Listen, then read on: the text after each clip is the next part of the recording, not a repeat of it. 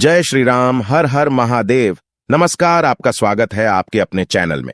दोस्तों, वीडियो शुरू करने से पहले आपसे अनुरोध है कि चैनल को सब्सक्राइब कर ले और नोटिफिकेशन की घंटी को दबा ले, ताकि जब भी हम कोई जानकारी भरी वीडियो डालें तो आपको उसकी जानकारी मिल सके। एकादशी के दिन गाय माता को खिला दें। यह एक छोटी सी चीज मां लक्ष्मी की कृपा से होगा दुख और दरिद्रता का नाश। भगवान श्री हरि विष्णु उसकी सभी इच्छा और मनोकामनाएं पूरी करते हैं, साथ ही उसके जीवन में सुख समृद्धि का वास बना रहता है। भगवान श्री कृष्ण कहते हैं कि इस एकादशी के दिन जो भी जातक गाय की सेवा करता है और उसे भोजन कराता है तो उसकी हर मनोकामना पूर्ण हो जाती है।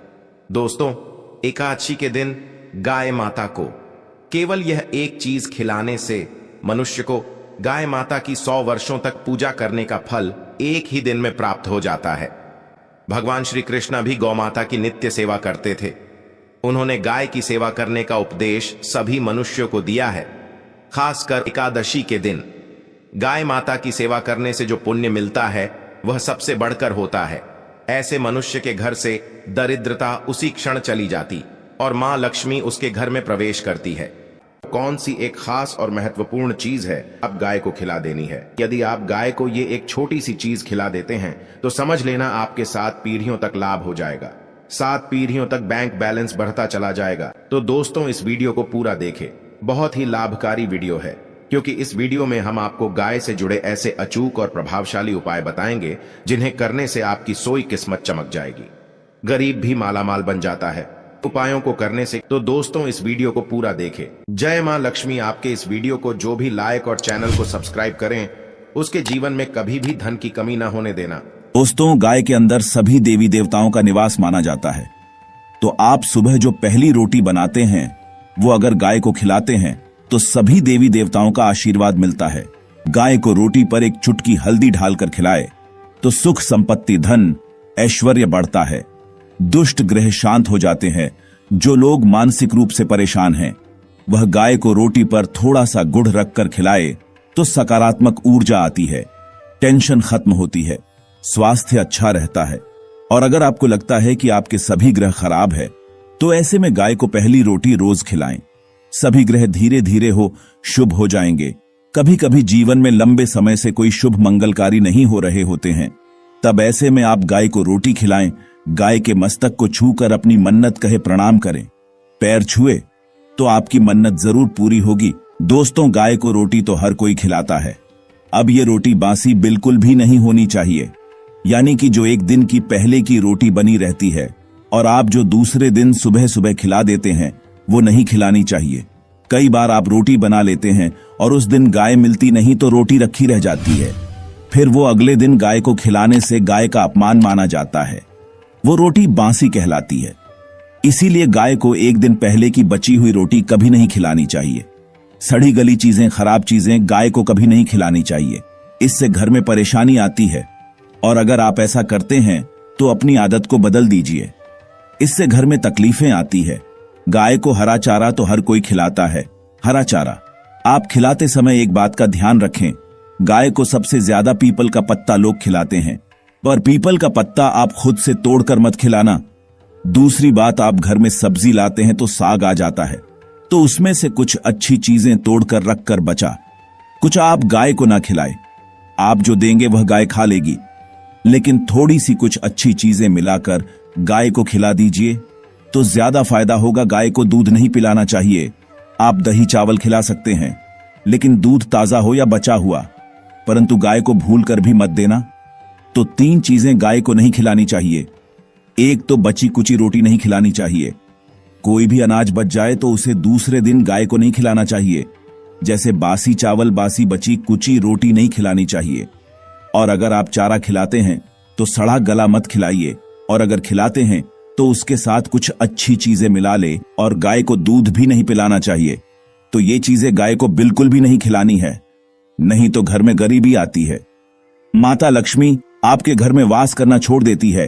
दोस्तों, 84 लाख योनियों के सफर करके आत्मा अंतिम योनि के रूप में गाय का रूप धारण करती है। गाय लाखों योनियों का वह पड़ाव है जहां आत्मा विश्राम करके आगे की यात्रा शुरू कर दी है। दोस्तों, गाय का कोई अपशकुन नहीं होता। जिस भूभाग पर मकान बनाना हो तो वहां पर अगर आप 15 दिन के लिए गाय और बछड़ा बांध देते हैं तो वो जगह पवित्र हो जाती है। ऐसी जमीन से बहुत सारी असुर शक्तियों का नाश हो जाता है, क्योंकि गाय में सकारात्मक ऊर्जा का भंडार माना गया है। दोस्तों, गाय का मार्ग रोकना, अगर आप कहीं भी जा रहे हैं और गाय माता आपका मार्ग रोक दें तो यह बहुत ही शुभ माना जाता है। गाय और बछड़े का दर्शन एक साथ आपको हो जाए तो आपकी सफलता का प्रतीक माना जाता है। अगर आपके घर के आसपास गाय घूमती रहती है तो इसका मतलब है कि आपके घर से काफी सारे संकट अपने आप ही दूर होने वाले हैं और सुख समृद्धि पूर्वक जीवन आपको मिलता है। गाय के समीप अगर आप जाते हैं तो कई संक्रामक रोग, कफ, सर्दी, खांसी, जुकाम आदि आश्चर्यजनक रूप से अपने आप ही बिना दवाइयों के ही नाश हो जाती है। अगर आपको गाय अचानक से पूंछ मार देती है तो यह बहुत ही शुभ संकेत माना जाता है और काली चितकबरी गाय का ऐसा करना और भी ज्यादा शुभ माना गया है। पंचगव्य जो होते हैं वह कई रोगों में लाभदायक है। पंचगव्य क्या होते हैं?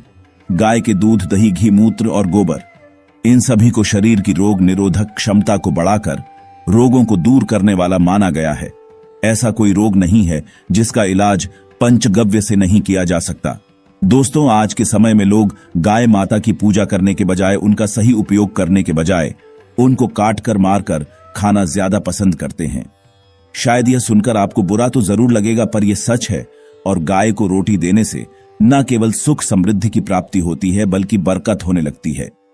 अगर आप गाय को पाल सके तो अच्छी बात है, लेकिन आज के मॉडल युग में जहां लोगों को शायद खुद के घर में रहने की जगह नहीं है, ऐसे में गाय को रखना थोड़ा कठिन और महंगा हो सकता है। ऐसे में आप गाय को रोटी तो दे ही सकते हैं। कम से कम रोटी देकर आप सुख समृद्धि को प्राप्त कर सकते हैं। आपके घर में बरकत होने लगती है। हमारे बुजुर्ग हमेशा कहते आए हैं कि गाय को रोटी खिलाना चाहिए, लेकिन समय के चलते गाय की सेवा हर कोई नहीं कर पाता। कम से कम रोटी तो आप खिला ही सकते हैं। अगर रोटी भी नहीं खिला सकते तो जैसे काफी सारे जो हमारे भाई बहन विदेशों में रहते हैं तो उनको गाय नहीं मिलती है, वह पूछते हैं कि हम कैसे गौ सेवा करें।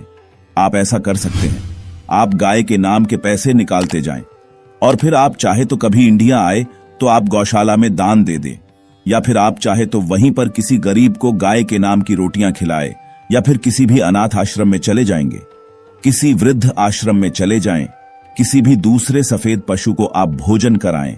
यह भी आपके लिए बहुत ही अच्छा होने वाला है। कम से कम रोटी जरूर खिलाएं। दोस्तों, हमारे देश में कई जगह देखा गया है और कई लोगों का प्रश्न आता है कि हम झूठी रोटी गाय को देते हैं। क्या यह सही है या गलत है?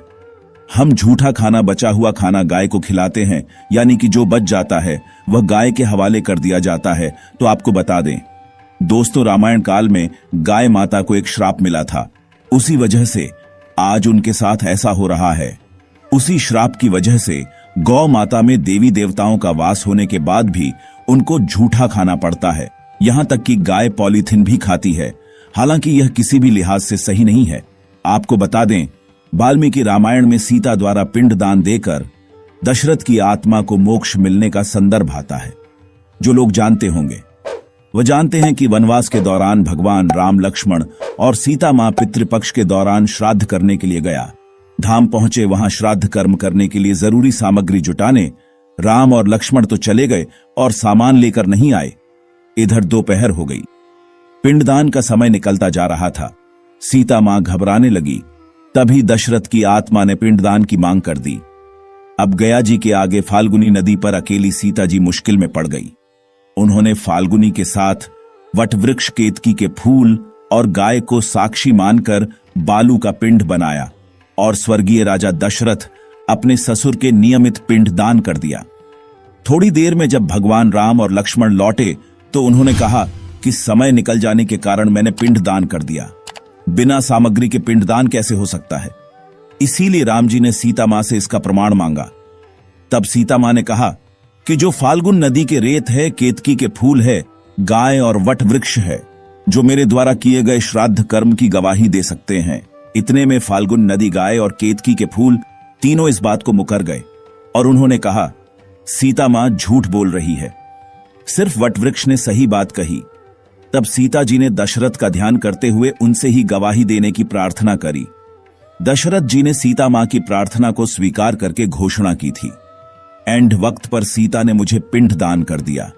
इस पर राम आश्वस्त हुए, लेकिन तीनों गवाहों द्वारा झूठ बोलने पर सीता जी उनसे क्रोधित हो गई और उन्हें श्राप दिया और फाल्गुन नदी से कहा कि जा तेरा नाम सिर्फ नदी रहेगा, लेकिन तुझ में पानी कभी नहीं रहेगा। इस कारण आप भी जानते होंगे, जो लोग जानते हैं, फाल्गुन नदी आज भी गया में सूखी ही रहती है। गाय को श्राप दिया कि तू पूज्य होकर भी लोगों का झूठा खाएगी, और केतकी के फूल को श्राप दिया कि तुझे पूजा में कभी नहीं चढ़ाया जाएगा। वट वृक्ष को सीता मां ने आशीर्वाद दिया कि उसे लंबी आयु की प्राप्ति होगी और दूसरों को छाया प्रदान करेगा, तथा पतिव्रता स्त्री तेरा स्मरण करके अपने पति की दीर्घायु की कामना करेंगी। यही कारण है गाय को आज भी झूठा खाना पड़ता है। केतकी के फूल को पूजा से दूर रखा जाता है। फाल्गुन नदी के तट पर जल नहीं है। सीता कुंड में पानी के अभाव में सिर्फ बालू या रेत में पिंडदान किया जाता है। दोस्तों, शास्त्रों के मुताबिक गाय माता में सारे देवी देवता निवास करते हैं। 33 कोटि देवी देवता और पितृ का निवास होता है। अगर आप किसी भी मंदिर में नहीं जा सकती, पूजा पाठ नहीं करते, कहीं जाकर के ग्रह दोषों का उपाय नहीं कर सकते, तो आपको गाय को एक रोटी जरूर खिलानी चाहिए। हमेशा कहते हैं कि पहली रोटी गाय को अगर आप भी खिलाते हैं तो आप दुनिया के सारे सुखों को प्राप्त कर सकते हैं। आपने अक्सर सुना होगा कि रसोई में पहली रोटी जो भी बने गाय को दे देनी चाहिए। हर रोज गाय को एक रोटी देने से आपके जीवन के सभी दुख दर्द दूर हो जाते हैं। खाना बनाते वक्त हमेशा पहली एक रोटी गाय की निकाल दें। इसके बाद ही परिवार के सभी सदस्यों के लिए आपको रोटियां सेकनी चाहिए। कोशिश करनी चाहिए कि गाय की उस रोटी में थोड़ा सा हल्दी मिला दे। इससे गाय को रोटी खिलाने का अपार फल प्राप्त होता है। अगर गुरुवार का दिन हो तो एक लोई ले ले, सने हुए आटे की लोई बना ले और उसमें हल्दी मिलाकर गाय को खिला दे। आपके जीवन में शुभता आती, वैभव आता है, धन संपत्ति तथा शक्ति का वास होता है। आप जो भी हासिल करना चाहते हैं जिंदगी में, तो आप देखेंगे कि आपको मिनटों में हासिल हो जाता है। तो दोस्तों, ये थे गाय से जुड़े कुछ उपाय। अगर आपको ये जानकारी पसंद आई तो वीडियो को लाइक जरूर करें। साथ ही कमेंट में जय श्री राम, हर हर महादेव लिखना ना भूलें। ऐसी महत्वपूर्ण जानकारी वाले वीडियो देखने के लिए चैनल को सब्सक्राइब करें। धन्यवाद।